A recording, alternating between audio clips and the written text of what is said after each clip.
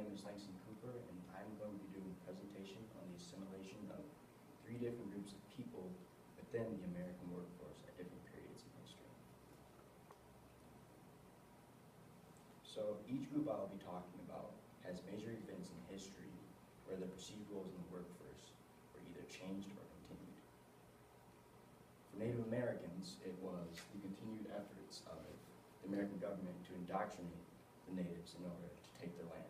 While for women at that time, it was the post-war conflicts of World War II with job opportunities between men returning from the war and women occupying those jobs.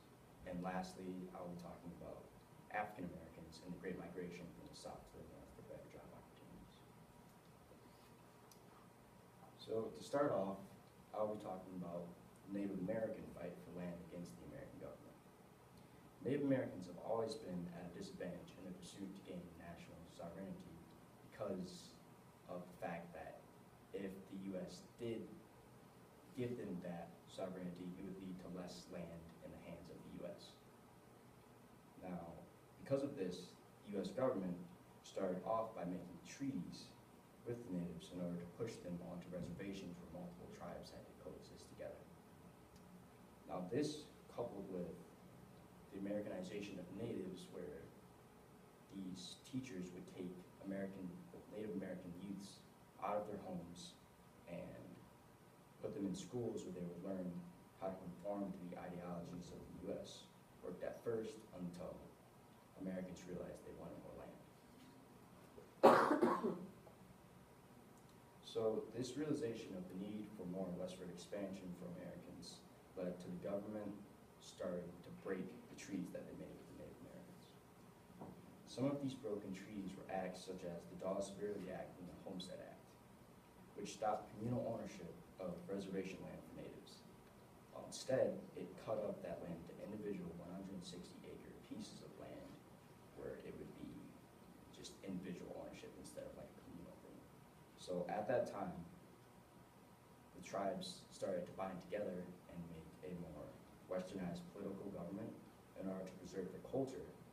But the problem with this technique was that on reservations, about 1/4 of the population lived in poverty because of the lack of job opportunities on the land. Now, the struggle to preserve traditions yet still survive is the main problem plaguing Native Americans today. This is where the myth of Sisyphus best embodies the native struggle. For natives, their only real goal or purpose at this time is to preserve their heritage, never truly assimilate into a government that, from their perspective, is based on the ideologies of taking the best things for themselves without any real compensation of how that selfishness will affect the people there already. So no matter what the situation, whether it be poverty or anything, as long as the culture of the Native American people is preserved, the indigenous people included, just like Oedipus from the myth of Sisyphus, that all is well. So secondly was the struggle of women to assimilate back into their normal roles in society after World War II. At the start of the Second World War, thousands of men were drafted into the army. This call to arms for men left the work behind unoccupied. The drafts left the nation's farms short of personnel. In order to combat these shortages, an agreement with Mexico brought thousands of Mexican farmers across the border to harvest the fruit and grain crops of the West.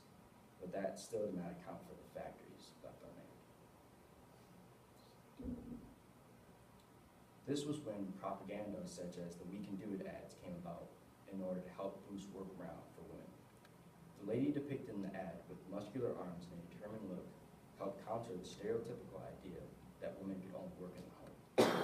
This controversial ad at the time was good for its purpose of helping women stand behind the cause of working in factories in order to produce the tanks and other artillery necessary for the war. But after the war ended, job opportunities for men were high due to employers and unions eager to reemploy the troops. So about 2/3 of the women war workers left the labor force. Half of the women that left the labor force at that time left because of family obligations. The expectations of most women to stay in the home in America at that time became increased because of the baby boom era.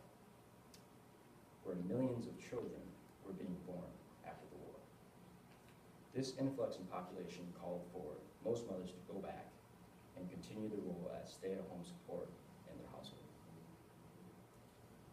So, lastly, I will be talking about the Great Migration of African Americans from the South and how it was one of the largest and most rapid mass internal movements of a group of people in America. About 6 million Americans went out of the South in search of jobs in the North.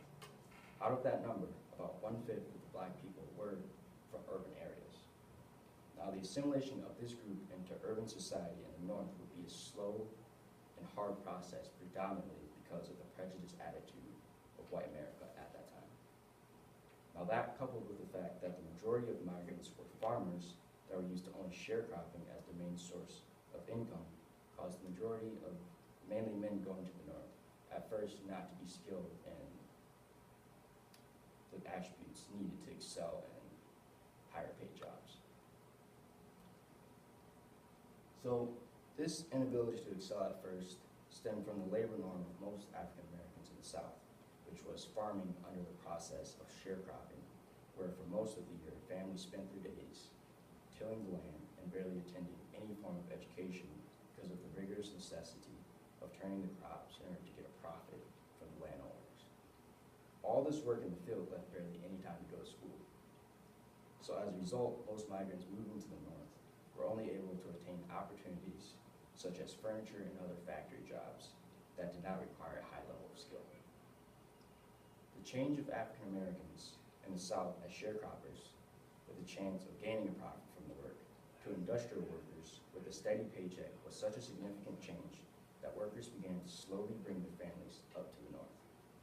This change in profit for them, in some perspectives, would have been looked at as unequal to their counterparts, which were mainly white workers who gained a better wage than them.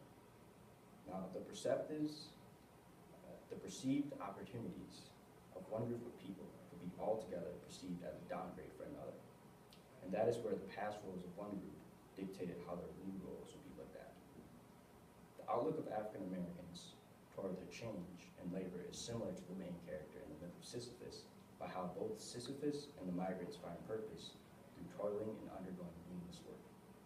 The jobs that most of the African Americans had at this time were the worst out of the choices, but for them it was a step towards something better, and for that, the consciousness of understanding that in this moment, their lives was a small step towards equality was what let the struggle of meaningless work become something more. All right, thank you. And we'll each ask you a question. Okay.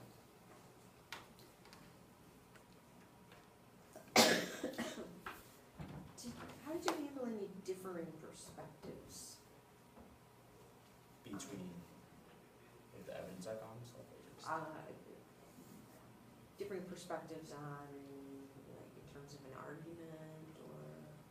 I thought for the most part when I was looking at the Native Americans, it was kind of hard to find differing evidence or like differing perspectives, because for the most part it seemed like everybody understood that they had been wronged, but at the same time I couldn't really find any counter arguments to say like why they had been wronged at that time, so it was more of just a whole bunch of evidence flooding into why like America was such a bad thing to do that to.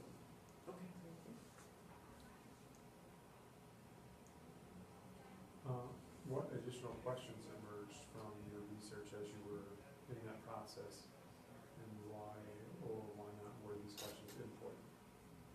I think one of the most interesting questions for me was when I went up on vacation to go visit my great-grandma, and when I talked to her, she talked about how she actually went through the Great Migration.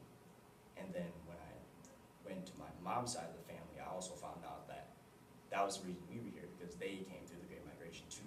And I thought it would have been interesting to incorporate that into my presentation, or at least my paper, but at the time it seemed like it'd be way too much more information with